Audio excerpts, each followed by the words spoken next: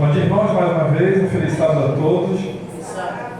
Agradecer ao Miléo pelo convite e agradecer aos irmãos pelas orações, em prol da nossa filha, de Aurora, pelo susto que a gente passou aí, ela está ali, está bem. Continue orando, pela pronta recuperação, a nosso pedido, mas a gente agradece porque Deus tem escutado as orações dos irmãos, tem escutado as nossas orações e tem respondido da melhor forma. Convido você a abrir sua Bíblia no livro de Oséias, no capítulo 4. É um verso conhecido, é um verso que você certamente já leu, já ouviu, talvez saiba de cor, já viu outros sermões baseados nele. E é uma atenção, um chamado de atenção também para o povo de Deus, para nós que vivemos em especial nos últimos dias da história dessa terra, Oséias capítulo 4, versículo 6, que diz assim: o meu povo está sendo destruído porque lhe falta o conhecimento, porque tu, sacerdote, rejeitaste o conhecimento, também eu te rejeitarei, para que não sejas sacerdote diante de mim. Visto que te esqueceste da lei do teu Deus, também eu me esquecerei dos teus filhos. Para a gente primeiro tentar entender o que está sendo dito aqui, quais são as mensagens do profeta aqui, a gente tem que entender que o momento ali que Oséias estava desenvolvendo seu ministério foi um período bem complicado da história. A nação estava numa condição política muito preocupante, muito desesperadora, por conta de conflitos ali, enfim. E para Oséias, em especial, a condição religiosa do povo, daquele povo separado, daquele povo espiritual, daquele povo espiritual de Deus, estava ali uma condição totalmente falida espiritualmente falando. Eles estavam totalmente distantes dos ideais de Deus e estavam ali completamente mergulhados num declínio espiritual e também num declínio moral. E aí o que nós podemos aprender desse verso, dessa contextualização histórica para os nossos dias, para a gente hoje? Se você voltar comigo lá no verso 2 e no verso 3 ali de Oséias 4, a gente vai ver que a sociedade estava realmente mergulhada em pecado. Olha o que diz aí o verso 2. O que só prevalece é perjurar, mentir, matar, furtar e adulterar. E há arrombamentos e homicídios sobre homicídios. Por isso a terra está de luto, e todo o que mora nela desfalece, com os animais do campo e com as aves do céu, e até os peixes do mar perecem. Olha a condição em que se encontrava, aquela nação, aquele povo. E aí eu te pergunto, quando você lê essa descrição aqui, ela não se aplica também aos nossos dias? Não é isso que a gente vê? Roubo, assassinato, mentiras. É exatamente isso que a gente percebe também para os nossos dias, E aí esse cenário é um cenário de alerta para qualquer sociedade que se afasta dos ideais divinos, dos princípios divinos.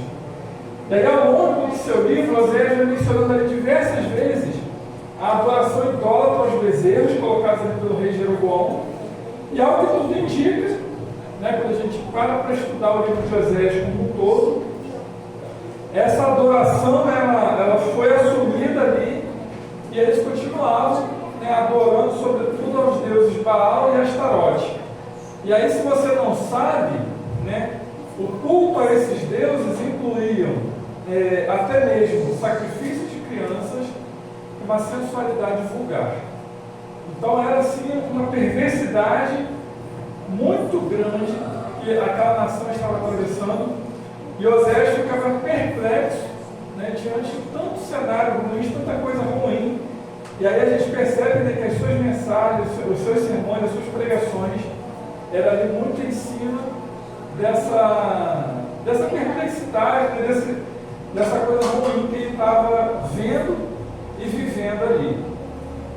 Por que a gente conclui, desse relato, dessa história, que aparentemente nenhum mandamento de Deus estava sendo observado. A injustiça e a opressão foram banalizadas, e pessoas de todos os níveis da sociedade, incluindo os governantes e os sacerdotes, estavam envolvidos nessa prática. A idolatria estava enraizada e a situação então era desesperadora, e a aliança de Israel com Deus tinha sido quebrada. E aí, nesse cenário tão terrível, nesse cenário tão cruel, Oséias então faz o seu apelo, do verso 6 ali que nós lemos no início, que o povo está sendo destruído porque lhe falta conhecimento. As suas palavras fortes e cheias de angústia se tornam claras quando a gente consegue entender a situação que ele enfrentava. E aí a mensagem de Oséias então foi o último apelo, um apelo divino ali, realmente assim, final, né, que Deus faz então para o seu povo. E aí no versículo 6, né, que foi o primeiro verso que nós lemos, a gente vê ali que a rejeição ao conhecimento de Deus é o caminho certo para a destruição.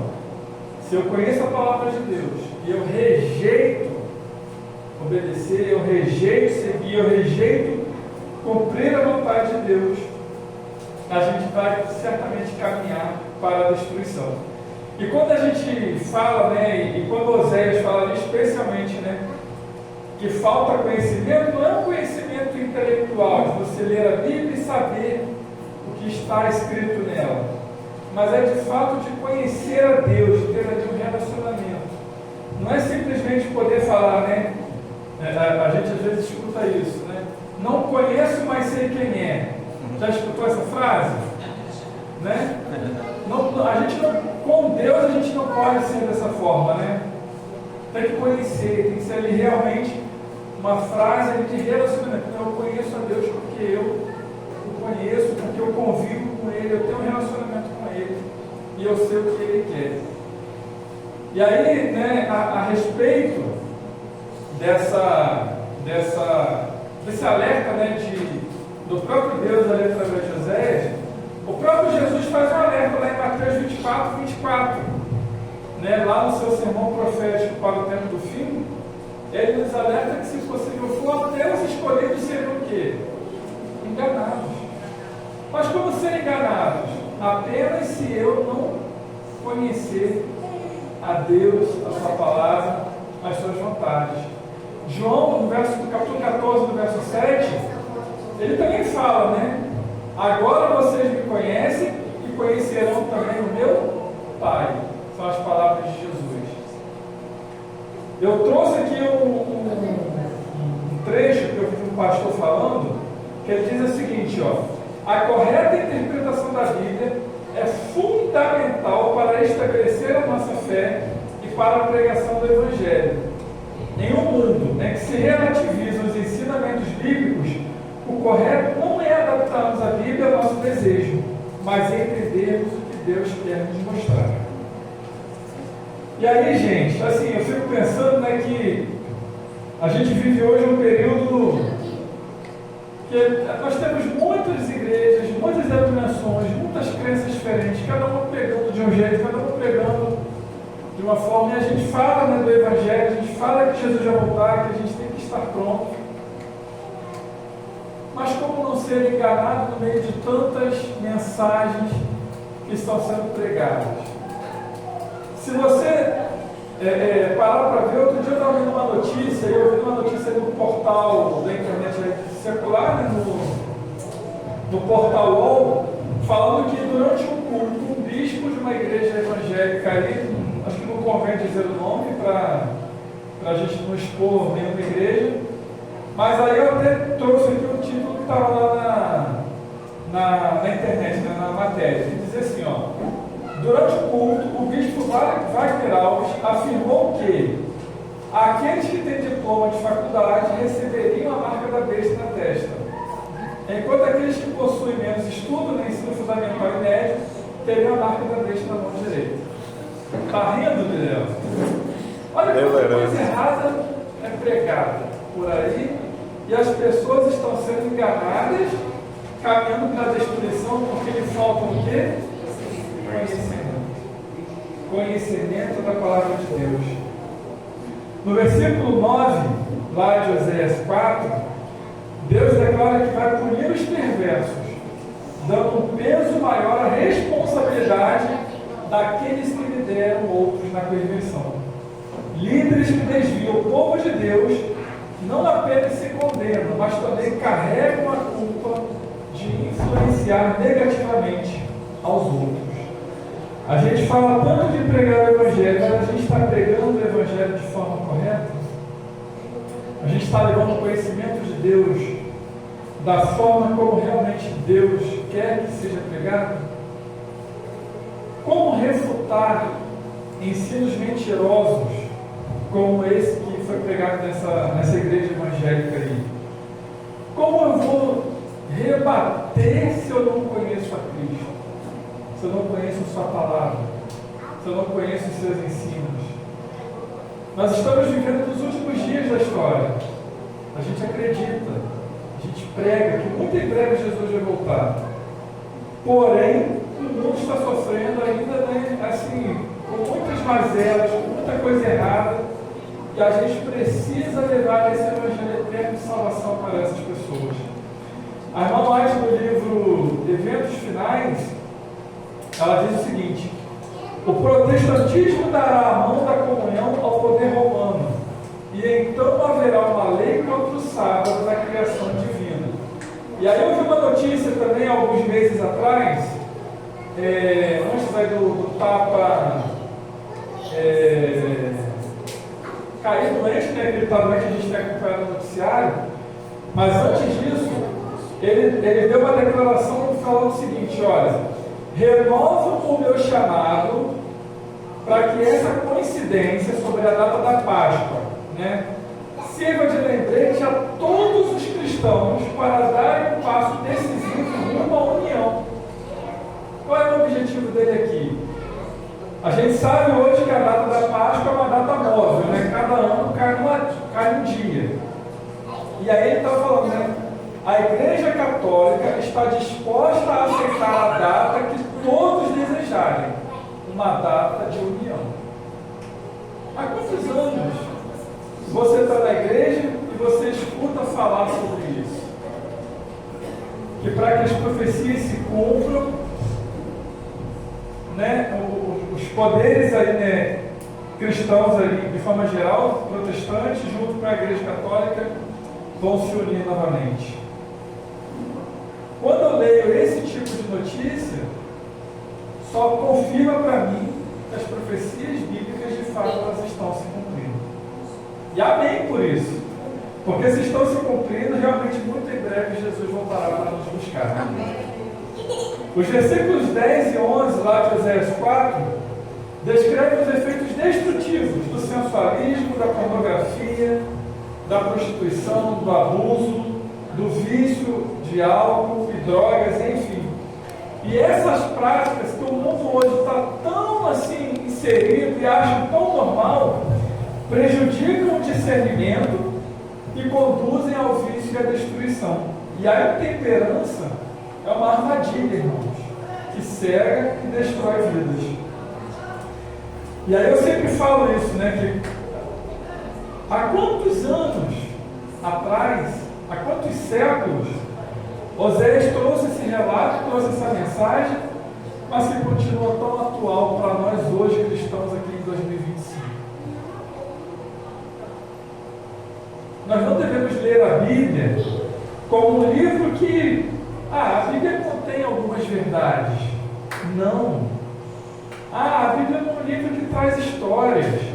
Não. A Bíblia é a verdade, a palavra de Deus.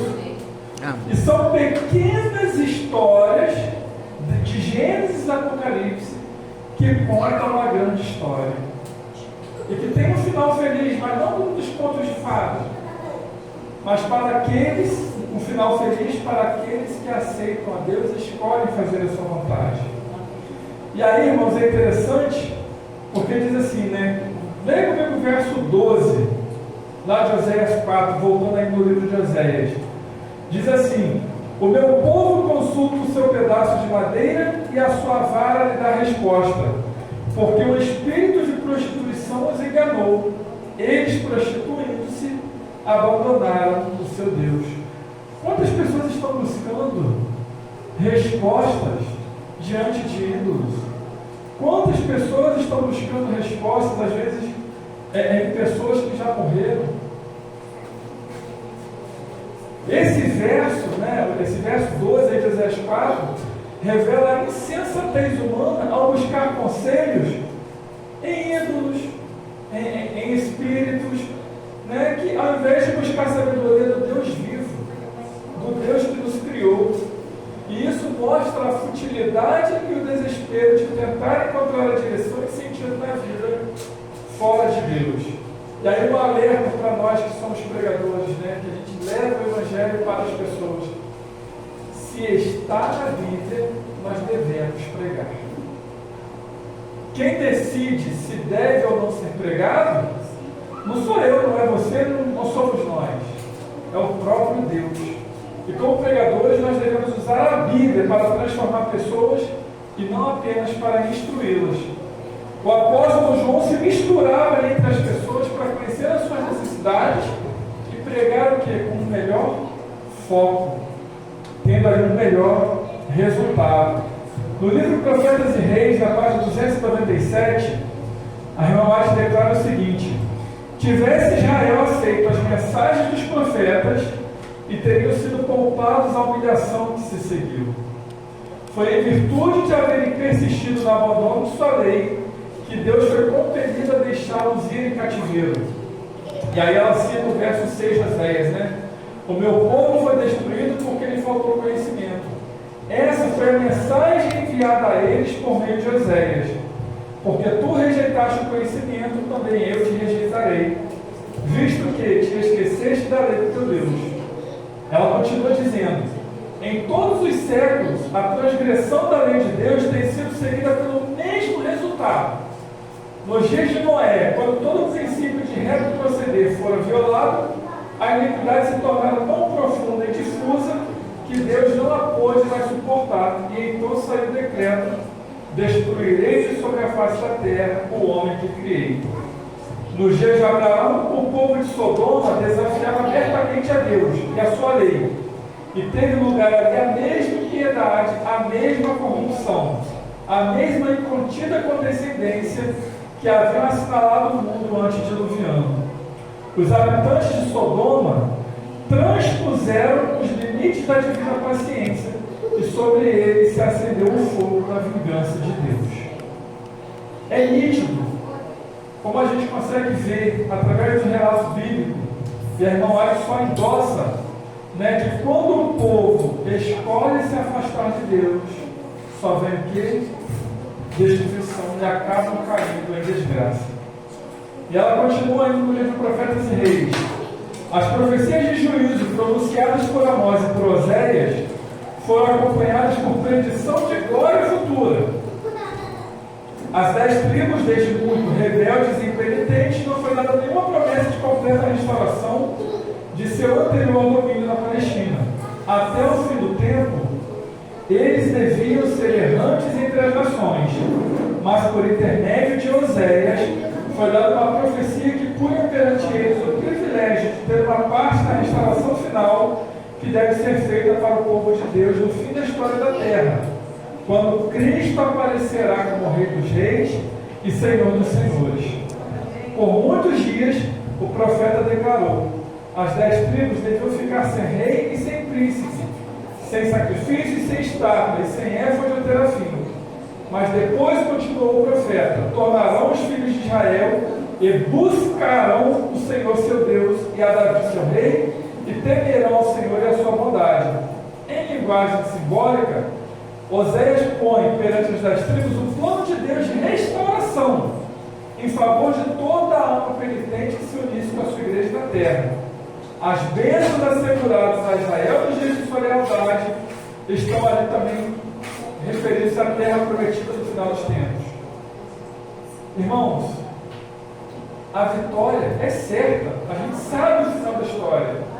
mas ela é certa para aqueles que escolhem a Deus. Hoje, a gente tem que, a gente está até comentando lá na escola sabatina, a gente não está em tempo mais de ficar gastando nosso tempo com discussões que nada nos acrescenta a salvação. Ou ficarem brigando, às vezes, em redes sociais, né? A gente vê muitas discussões. Não.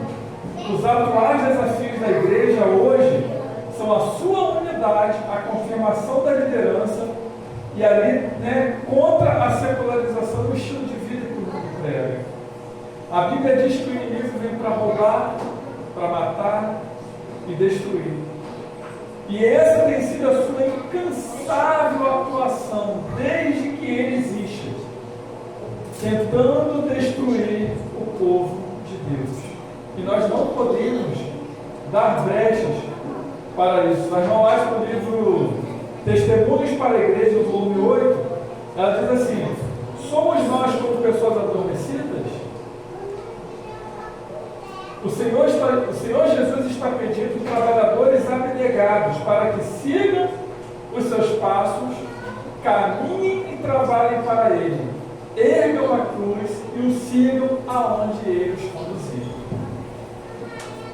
Quando a gente compara o tempo de Osés com o nosso, nós podemos ver, né, que o tempo atual não está nada diferente do tempo de Osés. Nós vivemos uma sociedade mergulhada no pecado, mergulhada no estilo de vida errado, na idolatria, nas falsas condições morais e completamente distantes do povo, né, dos ideais de Deus. E nós, que dizemos ser cristãos, que dizemos estar ali realmente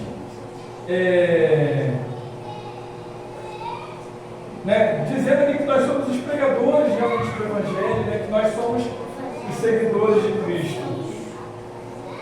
Como nós estamos nos comportando diante do mundo atual? Qual mensagem nós temos levado? Nós precisamos do Espírito Santo. Ele nos concede os dons para pregar o Evangelho e o fruto do Espírito para viver o Evangelho. Nós podemos ouvir os passos de Deus que se aproximam. A gente consegue ver que as profecias estão se cumprindo e cada vez de forma mais rápida. E a gente fala que o tempo, né, está sendo implacável. Mas a Bíblia diz que o dia do Senhor virá como um ladrão. A gente às vezes não está esperando, não para aquele momento. E quando ele chegar, estaremos prontos? Não há temor para quem conhece a profecia do fim da história. A gente sabe que muito em breve, esse recomeço da história humana, ela vai acontecer e vai ser um recomeço eterno. Mas que possamos estar preparados para encontrar com o Senhor naquele maravilhoso dia. Amém. Vamos fazer uma oração para encerrar o culto dessa manhã? Pai amado, Pai querido, mais uma vez nós queremos te agradecer por esses momentos que temos de poder nos reunir em família, entre amigos, para juntos aqui cultuarmos ao teu santo nome. Senhor, nessa manhã nós queremos te agradecer porque essa mensagem de alerta o Senhor nos trouxe. Que possamos, Senhor, a cada dia escolher fazer a tua vontade, nos colocarmos em tuas mãos, Senhor, para levar esse evangelho eterno também para outras pessoas. Mas nós queremos, Senhor, estar distante das coisas desse mundo, para que a cada dia possamos nos preparar para encontrar contigo naquele grandioso dia. Amém. Sabemos, Senhor, que o Senhor tem algo grandioso, maravilhoso preparado para nós. Nós queremos estar preparados, Senhor, para receber essa bênção. Amém. Abençoe essa igreja, Senhor, para que seja aqui um ponto de pregação, para que seja um ponto de luz, para que as pessoas, Senhor, aqui desse bairro, ao olhar para essa casa de oração, possam ter a certeza de que aqui se encontra o teu povo, Senhor. Que possa ser aqui um local de salvação. Continua conosco, Senhor, durante este sábado. Nos leve de volta para nossos lares, agora protegidos e guardados. É em nome de Jesus que eu clamo por essas bênçãos e agradeço. Amém. Amém. Um feliz sábado a todos. Amém.